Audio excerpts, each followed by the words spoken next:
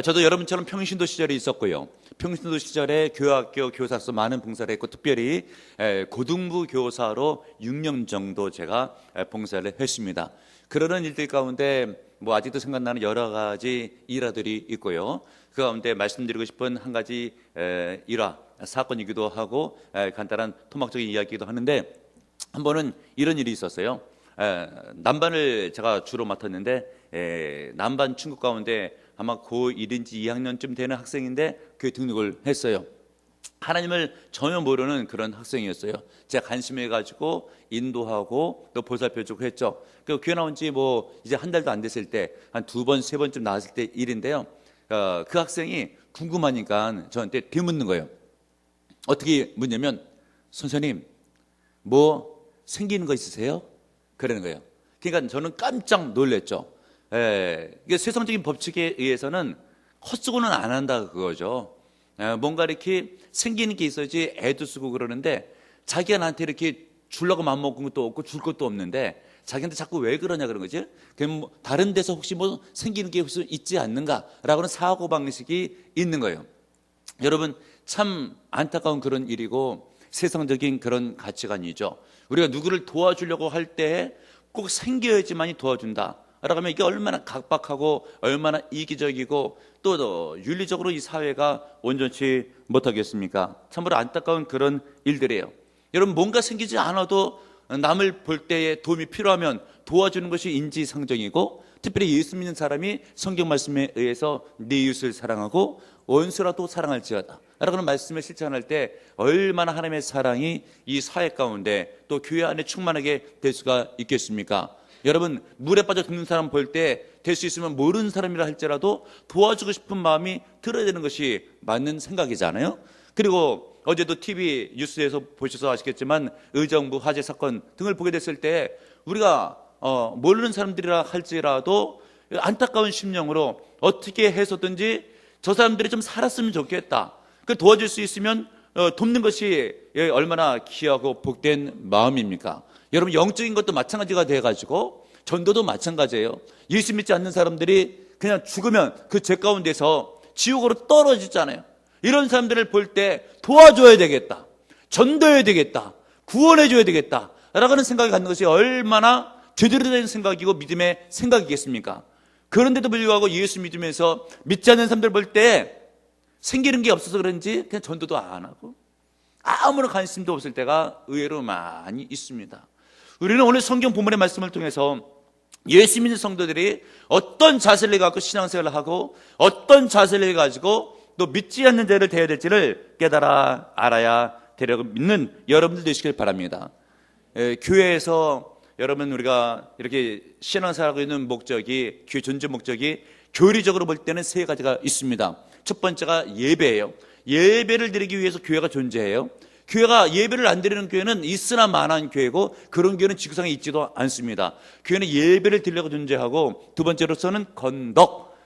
무슨 이야기겠습니까? 성도 사이의 교제를 통해서 덕을 세워주는 일을 교회에서 하는 거예요. 세 번째로서는 증거, 즉 전도입니다. 믿지 아니하는 자들을 복음을 증거해서 하나님을 믿는 믿음의 백성으로 만드는 그런 일을 교회가 하는 거예요. 그래서 여러분, 우리 2015년도에도 작년에 이어서 전도를 주제로 표어를 정했잖아요. 표어가 뭐예요? 전도하는 교회, 열매 맺는 성도. 이 연이어서 이렇게 두 번씩 전도를 표어로 한 적은 처음이에요. 그만큼 여러분, 지금 상황적으로 하나님께서 전도를 원하시고 계시는 것을 주의적으로 느끼기 때문에, 또 한국교회 상황적으로 전도가 꼭 필요한 상황이 도래하고 있기 때문에 전도를 강조하고 있는 겁니다. 여러분들이 오늘 선교구제 장학을 여러분들이 헌금을 작정을 하셨어요. 그 작정을 통해 가지고 선교사님들에게도 물질이 가고 또 교회에서 구제와 장학석을 하게 되죠. 여러분들이 물질을 보내면 보내는 것만큼 효과가 나고 열매가 맺어지고 선교사님들이 더욱더 힘을 쓰는데, 또 복음을 증거해서 영혼을 구원하는 데 큰 도움이 되는 거예요. 물질만 보내는 것이 아니라 마음도 보내시고요, 기도도 보내주시면 성령의 역사 가운데 영혼 구원의 사역이 더욱더 활발하게 이루어지려 믿으시는 여러분들 되시길 바랍니다. 근데 우리가 전도하자라고 하게 되면 부담감을 갖는 분들이 좀 있어요. 방법을 모르고 한다 할지라도 힘들고 어렵기 때문에. 그러나 여러분, 힘들다고 해서 힘들면 안 합니까 여러분? 힘들다 할지라도 꼭 반드시 해야 될 일이 있는 거예요. 인생 살 때 여러분, 직장을 가지고 생업에 일하는 것은 힘이 안 되겠습니까? 힘들죠. 그러나 반드시 해야 될 일이기 때문에 힘들도 하잖아요. 성도가 전도해야 되는 일은 힘들다고 안 해야 될 일이 아니고 힘들어도 해야 될 주님의 명령이요 성도의 도리이기 때문에, 교회 존재의 목적이기 때문에 성도는 반드시 전도를 해야 돼요. 그러면 얼마나 또 부담스러워요. 그 방법을 어떻게 노하우를 배워서 전도를 할 것인가 라고 생각하기 이전에 여러분, 마인드, 마음과 자세가 중요해요. 어떤 자세가 중요합니까? 영혼을 볼 때 불쌍히 여기는 마음. 말씀드렸던 것처럼 화재 사건 가운데 죽어가는 사람들을 볼 때 참 불쌍하다, 이런 마음이 들어야지 구하기도 구하거나 손을 쓰거나 어찌할 것이 아닙니까? 마찬가지로 예수 믿지 않는 사람들이 지옥으로 향해 가고 있었을 때에 불쌍한 마음이 들면서 도와줬으면 좋겠다라는 생각이 들어야지 전도를 하든가 말든가 할 것이 아닙니까? 아무런 생각이 들지 않고 불쌍하지도 않으면 아무 말도 아무 전도도 안 하게 되어 있습니다. 그러면 여러분, 오늘 성경 본문을 볼 때 우리 예수님께서 믿지 아니하는 자들을 볼 때 어떤 마음을 가졌는지 그 마음의 자세를 배우셔야 돼요. 우리 주님께서는 믿지 않는 자를 볼 때 어떤 마음을 가졌습니까? 불쌍히 여기는 마음을 가지셨어요. 이 복음서 말씀에 보게 되면 불쌍히 여기다는 단어가 복음서에만 12번 기록되고 있습니다. 헬라어 단어로서 보게 되면 스프랑크니조마이라고 되어 있어요. 굉장히 강력한 단어인데 어떤 뜻이냐? 창자가 뒤틀릴 정도로 아픔을 느끼다라고 하는 것이에요. 이것이 곧 불쌍히 여기셨다라고 하는 뜻이죠. 36절을 보세요. 무리를 보시고 불쌍히 여기시니, 헬라 성경에 스프랑크니조마이라고 되어 있죠. 불쌍히 여기시니, 창자가 뒤틀릴 정도로 고통을 느끼셨으니, 그런 원어적인 의미가 있다고 했어요. 왜 주님께서 사람들을 볼 때 창자가 뒤틀릴 정도로 고통을 느끼셨는가? 목자 없는 양같이 고생하고 있기 때문에. 그 뒤에 있는 말씀이 그렇게 되어 있죠. 이는 왜냐하면 그들이 목자 없는 양같이 고생하며 기진함이라 라고 되어 있죠. 여러분, 목자 없는 양의 상태가 어떻겠습니까? 양은요, 목자가 없으면요, 목초지에서 풀을 뜯어 먹을 수가 없어요. 어디에 풀이 있는지, 눈이 시력이 약하기 때문에 어두워서 갈 길을 몰라요. 그러다가 목자가 인도하지 않고 혼자 먹을 것을 찾아 헤매다가 낭떠러지가 있으면 떨어져 죽곤 합니다. 그럼 반드시 이 양에게 있어서는 목자가 중요해요. 근데 목자가 없으면 말씀드린 것처럼 양이 생사가 왔다 갔다 하면서 자칫 죽음의 위경 가운데 있는 것처럼, 우리 예수님께서 유사하게 세상 사람들을 바라볼 때에 목자 없는 양같이 목자가 방향이 없이 그냥 사는 거예요. 지옥으로 가는지도 모르고. 얼마나 주님께서 보실 때 안타까운 심령이 되겠습니까? 그것을 볼 때 창자가 뒤틀린 듯한 고통을 느끼셨다라고 하는 것이죠. 그래서 우리 주님께서는 때만 되면 이들을 찾아서 복음을 증거하고 전도하고 고쳐주세요. 35절, 예수께서 모든 도시와 마을에 두루다니사 그들의 회당에서 가르치시며 천국 복음을 전파하시며 모든 병과 모든 약한 것을 고치시니라. 아멘. 아멘을 우리가 좀 훈련하겠습니다. 아멘. 아멘이 또 출장 갔어요, 여러분. 아멘 훈련 좀 잘 하시고요. 아멘에서 믿음 좀 키우시고, 아멘에서 은혜도 받으시고, 아멘에서 복도 받으시고, 저 앞에 영광 돌리시길 바랍니다. 아멘을 이렇게 훈련시키지 않으면 끝까지 안 할까봐 염려스러워가지고 이왕이면 은혜되는 예배가 되기 위해서 사탄이는 물러가고 성령의 역사하고 믿음은 충만하고 복된 예배가 되기 위해서 아멘을 훈련시키는 거예요. 아멘! 그렇게 좀 끝까지 한번 해보십시오, 여러분. 때마다 이렇게 하세요. 담임 목사 얘기 안 해도 그런 때도 다 하라고 하는 게 전제되고 있으니까 앞으로 제가 훈련시키지 않아도 아멘! 크게 시작! 아멘! 예, 아멘 하여 은혜가 되고 믿음 성장하고 주께 영광이 되는 거예요. 우리 예수님께서는 이렇게 믿지 않는 자에게 복음을 증거하시고 아픈 것을 고쳐주셨어요. 그리고 36절, 37절, 38절 보십시오. 불쌍히 여기시면서 정말 추수할 것들은 많이 널려 있는데 일꾼이 적으니까 하나님 성부께 구하라고 제자들에게 가르치죠. 종용하는 것입니다. 일꾼들을 보내주소 하라 라고 하는 것이에요. 여러분, 은혜를 받아보면 이런 주님의 마음을 알아요. 저는 청년 때부터 이런 마음들이 늘 언제나 있었어요. 주님께서 일꾼을 찾으신다. 복음의 일꾼을 찾으신다. 할 일은 너무 많은데 일꾼이 없구나. 주님께서 지금 그런 말씀을 하시는 거예요. 지금 추수할 것이 많고 거둬들일 영혼들이 많이 있는데 누가 복음을 증거하지 않으니까 일꾼이 적구나 라고 하면서 안타까워하고 있는 그런 말씀을 하시는 거예요. 예수님의 마음이 그렇습니다, 여러분. 그것이 곧 메시아의 마음이에요. 헨리 나우엔의 책에 보게 되면 상처 입은 치유자라고 하는 책에 이런 한 토막의 일화가 나와요. 탈무드에 대한 이야기인데요. 어느 날 랍비가 엘리야에게 묻는 거예요. 묻기를, 선지자님, 과연 메시아는 어디에 있고 언제 오십니까? 그랬을 때 엘리야가 아주 희한한 대답을 하는데, 엉뚱한 대답이죠. 메시아에게 직접 물어보거라 라고 하는 거예요. 아니, 메시아가 언제 어디에 오냐고 물어봤더니 알지도 못하는데 메시아에게 직접 물어보라고 하는 거예요. 아, 근데 메시아가 어디에 있습니까? 라고 랍비가 다시 물을 때에 대답해 주기를, 저 성 밖에 보게 되면 많은 사람들이 모여 있는데 그 중에 메시아가 있다고. 그 중에 메시아가 있어도 내가 어떻게 알아볼 수가 있겠냐고. 아, 메시아는 상처가 있으신 분이신데 자기 상처를 싸매기도 하면서 자기 상처에만 관심 갖는 것이 아니라 다른 사람의 상처를 찾아보면서 상처난 사람들 돕고 계신 분이 계신데 그분이 곧 메시아시라고. 성경적으로 온당한 이야기입니다. 우리 예수님께서는 이 땅 사실 때 메시아시죠? 상처를 받으신 그런 분이세요. 십자가를 지셨잖아요. 엘리 엘리 라마 사박다니, 아버지 아버지 나를 왜 버리시나이까. 우리 예수님께서는 수많은 상처, 배신, 아픔, 고통을 체험한 그런 분이셔요. 그런데 그 고통을 안고 사시면서도 힘든 고통당한 사람들, 상처받은 사람들 찾아가셔서 어루만져 주시고 고쳐주시고 치유해주시고 낫게 하셨어요. 아멘이 커야 됩니다. 아멘. 네, 아멘 좀 훈련이 되셔야 돼요. 여러분이 은혜가 되기 위해서, 믿음이 성장하기 위해서, 복이 되기 위해서, 저편에 영광을 누리기 위해서 아멘을 훈련한다고 했어요. 여러분, 아멘 훈련이 5분도 안 돼가지고 기어 들어가면 어떻게 하겠어요? 다시 한번 아멘. 네, 아멘을 잘 하시는 것이 곧 은혜입니다.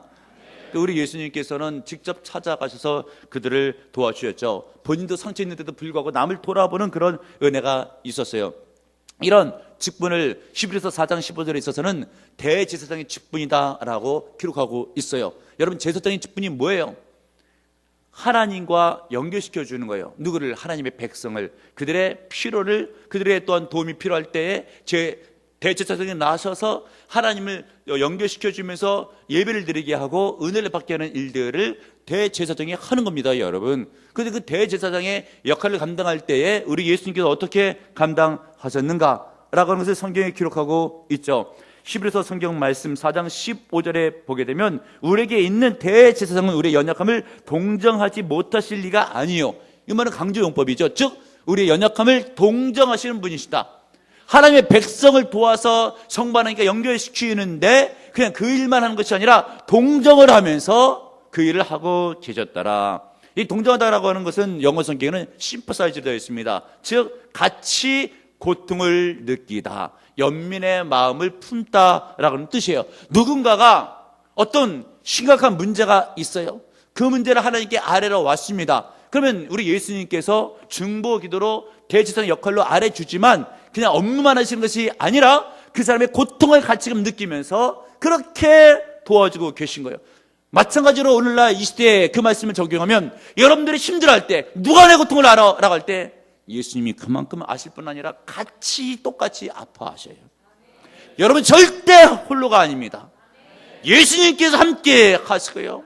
같이 아파하신 거예요. 근데 여러분들이 예수님의 제자잖아요. 예수님의 제자면 예수님을 닮아야 되잖아요. 같이 여러분들도 힘든 사람을 보게 되면 아파할 줄 알아야 되는 거예요. 누가 힘들어한다, 누가 고통스러워한다 라고 한다면 나도 그 사람의 처지 입장을 생각하면서 같이금 아파해 줄 수 있는 사람, 예수님의 제자는 그런 마인드를 가져야 된다라고 하는 것이죠. 그래서 여러분 37절 38절 보세요. 이에 제자들에게 이르시되, 예수님의 제자가 어떠해야 된다고 했어요? 추수할 것은 많되 일꾼이 적으니 그러므로 추수하는 주인에게 청하여 추수할 일꾼들을 보내어서 하라 하시니라. 일꾼이 좀 되라고 하는 거예요. 주의 일이 널려 있다고 하는 것이죠. 특별히 영혼 전도에 관해서 그렇습니다. 밖에 나가 보십시오. 예수 믿지 않는 사람들을 세고 셌어요. 찰스 핀이라고 하는 유명한 미국의 부흥사 목사님이 계셔요. 어느 날 친구와 같이 길을 걷다가 갑자기 막 흐느껴 우는 겁니다. 흐느껴 울 때에 친구가 묻는 거예요. 아니 왜 이렇게 우냐고. 그때 대답하기를 저 사람들이 안 보이냐고. 하나님을 모르고 지금 지옥으로 가고 있잖아 하면서 찰스 핀니 목사님이 우는 거예요. 여러분 은혜를 받아 보십시오. 아무리 모르는 사람이 할지라도요 다 불쌍해 보여요. 부자를 보잖아요. 부자가 안 불쌍해 보일 것 같죠? 의뢰받아와요. 불쌍합니다. 이 땅 살 때 떵떵거리고 살지만 아무것도 모르고 저렇게 살고 있지만 그렇게 살다가 죽어서 지옥 가면 참으로 불쌍다 싶은 마음이 들고, 가난한 사람들 보면 또 불쌍한 마음이 들어요. 이 땅을 살아갈 때도 고생 많이 했는데 예수 물리고 살다가 지옥불에 떨어질 생각하면 진짜 또 불쌍하다. 누구를 봐도 예수 믿지 않는 사람들을 보게 되면 은혜 받으면 불쌍하게 보이게 되어 있는 거예요. 물론 여러분 자기 일도 바쁘긴 하죠. 내 문제도 크기도 하죠. 내게 상처가 있고 고통이 있기도 한 거예요. 그럼 평생 인생을 살아나갈 때 자기 고통의 문제만 놓고 나서 이 문제를 해결해 산다고 한다면 얼마나 제대로 사는 인생이 될 수가 있겠습니까, 여러분? 이런 의미에서 여러분, 하나님께서 왜 내 삶에 상처를 주시고 아픈 고통이 있게 하신지를 알아야 됩니다. 그 이유 가운데 하나는 무엇이겠습니까? 남이 고통스러워할 때에 그 고통과 상처가 얼마나 큰 것을 깨닫고 때로는 동참하고 때로는 이해하고 때로는 복귀해주기 위해서, 상처를 경험해보지 못하면 그 상처가 얼마나 인생에 있어서 치명적인 것을 이해할 수가 없기 때문에 나도 한번 경험해봐야 그 상처를 통해서 인생살이가 얼마나 힘든지를 알고 그 고통이 얼마나 큰 것을 알 수 있기 때문에 주님께서 상처를 경험케 하는 거예요. 그런데도 불구하고 그 상처를 가지고 끌어안고 내 문제만 갖고 싫어한다고 한다면 아직 큰 믿음의 사람이 되지 못한 것이죠. 여러분, 상처를 받아본 경험이 있잖아요. 여러 가지 이유로, 인간관계의 이유로, 물질의 이유로, 아니면 질병의 이유로. 그럼 여러분, 남이 유사한 비슷한 상관에 있게 되면 그 사람이 힘들 거 아니에요. 주님께서 그 힘든 사람을 이해케 하시려고, 그래서 너도 상처를 입었지만 상처 입은 것으로 끝나는 것이 아니라 상처 입은 치유자가 되게 하기 위해서 주님께서 내게 상처를 허락해 주셨다는 것을 깨닫는 여러분들 되시기를 바랍니다. 그래서 여러분, 이제는 주님의 일에 좀 뛰어 들어가야 돼요. 믿지 않는 자들에게 복음을 증거할 수 있는 일꾼이 되어야 됩니다. 어느 날 요한 웨슬레가 세계 선교 협의회에서 선교하게 되는데 선교 전략을 짜는 회의였어요. 그때 요한 웨슬레가 감리교 창시자죠. 일어나서 한마디 시원하게 이야기하는 겁니다. 전략이라고 뭐라고 할 것도 없고 딱 한 가지 답이 있습니다. 하나님의 사람들, 죄를 무서워하고 그리고 하나님을 두려워하는 그런 사람들을 100명만 내게 붙여주면 내가 그 사람들을 데리고 세상을 금년 안에 완전히 바꿔놓겠다고, 그런 아주 시원스러운 답을 제시한 적이 있습니다. 여러분, 무슨 이야기입니까? 하나님을 두려워하고 죄짓기를 싫어하고 그리고 영적인 것을 아는 사람, 그리고 예수 믿지 않는 사람들을 보게 되면 불쌍해서 눈물이 나는 사람, 이런 사람들이 하나님의 일에 크게 영향 있게 쓰임을 받을 수가 있더라라고 하는 것이죠. 근데 여러분, 그렇게 되기 위해서는 하나님의 마음을 알아야 돼요. 믿지 아니하는 자를 향한 하나님의 마음, 불쌍히 여기시는, 긍휼히 여기시는 하나님의 마음을 알아야 됩니다. 예전에 우리나라 탁구계 인물 가운데 이정환 선수라고 있었습니다. 이분은 세계 랭킹 1위였던 중국 선수를 꺾고 그리고 북한 선수를 꺾고 금메달을 목에 달았던 그런 인물이에요. 세계 랭킹 1위를 차지하면서 메달을 달았으니까 전도 유망한 그런 인생을 살아갈 수 있는 얼마나 앞길이 창창 대로로 열린 그런 사람이었겠습니까? 그런데 이분이 믿음이 독실했어요. 그 독실한 믿음으로 어느 날 성경을 읽다가 이사야 성경 말씀 6장을 보게 되었죠. 6장을 보게 되었을 때에 그때에 이사야에게 주는 하나님의 말씀이 꼭 자기에게 주는 하나님의 말씀으로 들리는 거예요. 내가 누구를 보내며 누가 우리를 위하여 갈고. 근데 예전에서는 하나님에 대한 마음과 하나님에 대한 분위기와 느낌이 사랑이 많으시고 자비가 많으신 그런 하나님으로 느낌이 왔는데, 그날따라 성경 읽을 때는 울고 계신 하나님이 환상 가운데 보이시는 거예요. 아니, 하나님께서 늘은지라 인자한 모습으로 다가오시되 오늘 왜 울고 계실까? 그러면서 아주 또릿한 음성으로 심령에 하나님의 음성이, 말씀이 바뀌기 시작하는데, 이 세상에 나를 모르고 죽어가는 인구 30억이 있지 않느냐 라는 음성이 들리는데, 근데 아무도 그 영혼을 전도하려고 하지 않는구나. 난 네가 갔으면 좋겠다 라는 음성을 들을 때, 주님, 제가 그렇게 하겠습니다 라고 결단하고, 그렇게 유망했던 한국 생활을 다 청산하고 몽골에 열리지 않게 됐을 때 1995년도에 몽골에 가서 그 나라 국가대표 코치로 일을 하는 거예요. 이유는 단 한 가지, 몽골의 복음을 증가하기 위해서. 그리고 8년 동안 그 사역을 감당하면서 많은 복음의 변화의 물결을 일으킵니다.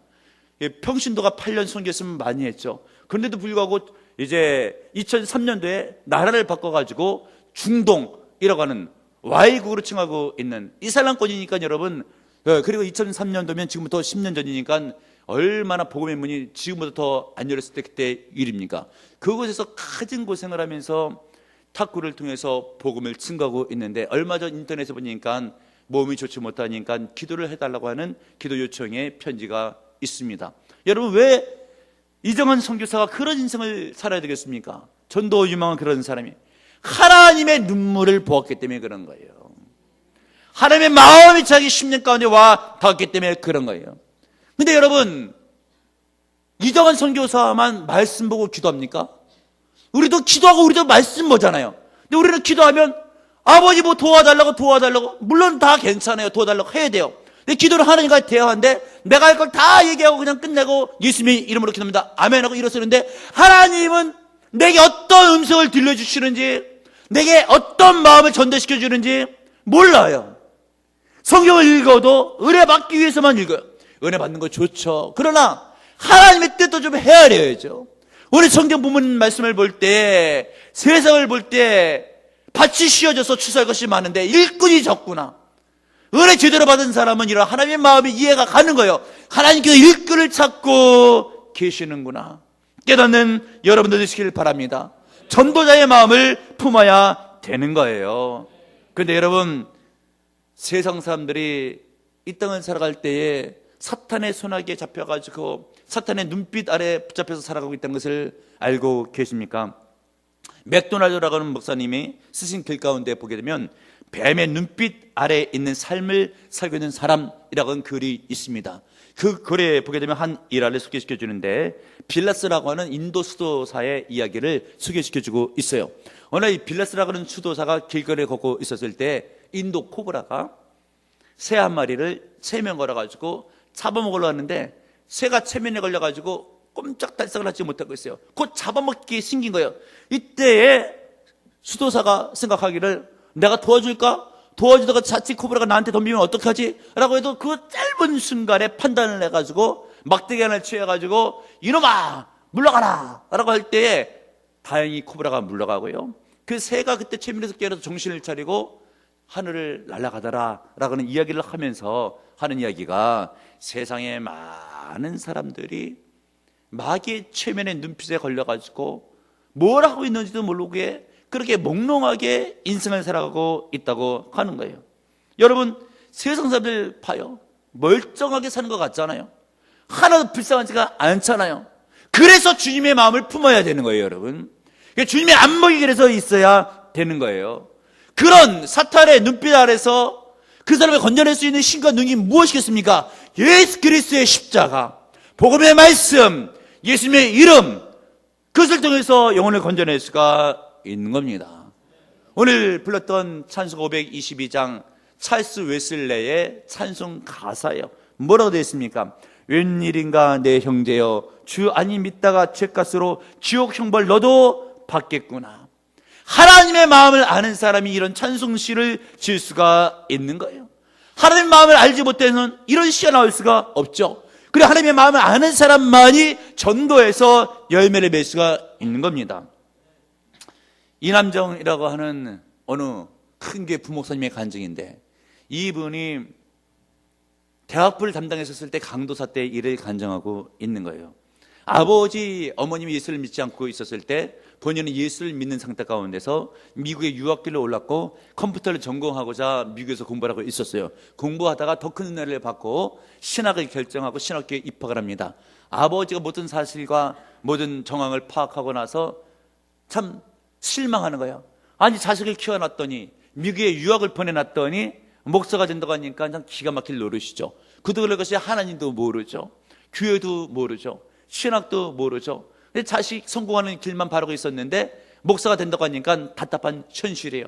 그렇게 해서 아들이 다 공부를 마치고 결혼한 상태 가운데 귀국을 해서 어느 교회 대학부를 담당하고 있고 강도사 때의 일인데 나중에는 목사님까지 되셨죠. 그러는 가운데 그 교회 대각성 전도 집회라고 우리 교회로 보게 되면 비전 축제 날처럼 믿지 않는 자들을 전도하는 그런 집회를 하고 있었죠. 그 집회 때 어머니 아버지가 예수를 안 믿으시니까 부모님을 전도하기 위해서 시골에 내려갔어요. 그리고 모시고 왔어요. 토요일 날. 그러고 나서 먼저 백화점에 들려가지고 아버지한테 좋은 옷을 살피고 맛난 음식을 대접한 뒤에 다음 날에 예배 시간이 된 거예요. 근데 믿지 않는 데를 초청한 것이죠. 기도 얼마나 많이 했고 준비를 많이 했겠습니까? 예수님 영접했으면 좋겠다라고는 마음을 품었죠. 근데 예배 시간이 이렇게 진행되고 있었어요. 목사님께서 복음의 말씀을 증거하는 거예요. 예수님을 믿으라고, 구원을 받으라고. 근데 그 아버지가 옆에서 꾸벅꾸벅 졸아요. 그러니까 뭐 강도사님 네 분이 옆에서 속이 터지는 거예요. 옆에 앉아 있다가 그러니까 쿡쿡 찔러보죠. 아버지 좀 깨워서 들으라라고 하는 것이죠. 또 간신히 깨워놓으면 또 졸아요. 그러면 뭐 계속 찔릴 수는 없으니까 한두 번 헛기침도 해보고 하는데 그렇게 하면서 시간이 지나간 거예요. 맨 끝 시간에 담임 목사님 하시는 말씀이 오늘 말씀을 듣고 예수님 영접하기 원하시는 분은 자리에 일어서시길 바랍니다. 할 때 조마조마한 거예요. 아버지가 일어나야 되는데 라는 그런 마음 가운데 근데 결국은 아버지가 안 일어났어요. 근데 강사님도 속이 상했지만 강사님 와이프 그러니까 사모님이잖아요. 얼마나 안타까웠는지 그냥 엉엉 울어버렸어요. 그 자리에서. 그래서 예배를 마치고 나서 한 차를 타고 집으로 모셔야 되니까 집으로 모시는데 그때 이제 다른 사람 다 내리고 그 아들 강도사하고 아버지가 차 안에 둘이 남은 거예요. 그리고 아버지가 그 아들한테 이야기를 하는 거예요. 아까 목사님 말씀에 실은 내가 다 동의한다. 그리고 내가 그 자리에서 일어나는 것이 너한테 얼마나 힘이 되는 것을 내가 알고 있다. 그런데 내가 내년까지 조상님들에 대한 예를 갖출 일이 있기 때문에 내년까지는 그게 안 된다. 그러나 내가 언젠가는 그 일을 할 것이다 라고 이야기를 한 거예요. 그리고는 나서 때가 되면 아들 집에 오면 교회에 나오곤 했대요. 대가선 전도 집회 한 번 더 있었는데 그때도 안 일어났대요. 그러면서 아버지가 어느 날인가 주말 농장에 갔는데 일을 하다가 야생별에 쏘여가지고 그냥 돌아가셨어요. 그래가지고 아들 강도사 생각은 과연 우리 아버지가 구원을 받으셨을까? 라고 하는 그것이 참 궁금한 거예요. 근데 아버지 돌아가시기 열흘 전쯤에 꿈을 꾸는데 하나님이 아버지를 이렇게 안아주시는 꿈을 꿨어요. 근데 강도사가 돼가지고 꿈이 그렇다고 해서 이게 뭐 꿈이지 성경 말씀도 아니고 현실 어떻게 지냈는지 알 길이 없는 거예요. 하나님 우리 아버지가 구원받았는지 알 길이 없어요. 하나님 구원을 받았습니까? 가르쳐 주세요 라고 기도하는데 아버지 장례를 치고 나서 3일쯤 됐는데 꿈에 아버지가 보이는데 하늘이 보이는데 활짝 웃고 있더래요. 이것을 기도의 응답으로 믿고 그래도 구원 받으셨나 보다 라고 생각을 했더래요. 여러분 이렇게 믿지 않는 가족들 누가 구원을 할 수가 있는가? 믿지 않는다고 해서 그 안에 누가 하나 믿는다고 해서 다 구원되는 것이 아니고 하나님의 마음을 품고 영혼을 불쌍히 여기는 마음이 있을 때에 그 사람이 전도해 내는 거예요. 그럼 왜 아직도 우리 가족 가운데서 믿지 않는 사람들이 있을까? 그 영혼을 볼 때 그 불쌍히 여기는 마음이 아직도 차오르지 않은 겁니다. 여러분 부족한 거예요. 그 마음이 차오르면 전도가 되게 되어 있습니다. 여러분 우리 예수님께서 십자가를 지신 이유가 어디에 있어요? 불쌍한 영혼들을 구원하시려고. 여러분 작년을 돌이켜볼 때 얼마나 전도하셨고 얼마나 열매를 맺으셨나요? 혹시 잘 안 된 분들 많죠? 왜 그래요? 영혼을 불쌍히 여기는 마음이었으면 될 리가 없어요. 여러분 그러나 생각해 보십시오. 가족 가운데 친구 가운데 이웃 가운데 믿지 않는 사람들 그냥 죽으면 지옥이잖아요. 얼마나 불쌍해요. 주님의 마음을 품어야 돼요. 영혼을 불쌍히 여기는 마음을 가져야 됩니다. 올해는 꼭 하나님의 마음을 품고 영혼을 불쌍히 여기셔서 믿지 않는 가족, 친구, 이웃들을 전도해서 하나님의 마음을 기쁘게, 또 그 영혼들을 복되게 여러분들이 기쁨 가운데 승리하시길 주님의 이름으로 축복합니다. 주님 감사드립니다. 오늘도 주의 말씀 듣게 하신 감사드립니다. 우리 예수님께서 믿지 않는 자를 볼 때에 청자가 듯한 그런 고통으로 주님께서 아파하신 줄을 믿습니다. 주여, 그런 마음을 나에게도 주심으로 믿지 않는 자를 볼 때에 하나님의 눈물이 있게 하시고 하나님의 아픔이 있게 하셔서 복음을 들고 전도하러 나갈 때에 믿지 않는 가족, 친구, 이웃들이 돌아올 수 있는 구원의 역사가 있게 도와주시옵소서. 열매 맺게 하시고 승리하게 하시고 건전하게 하옵소서. 예수님의 이름으로 기도합나이다. 아멘.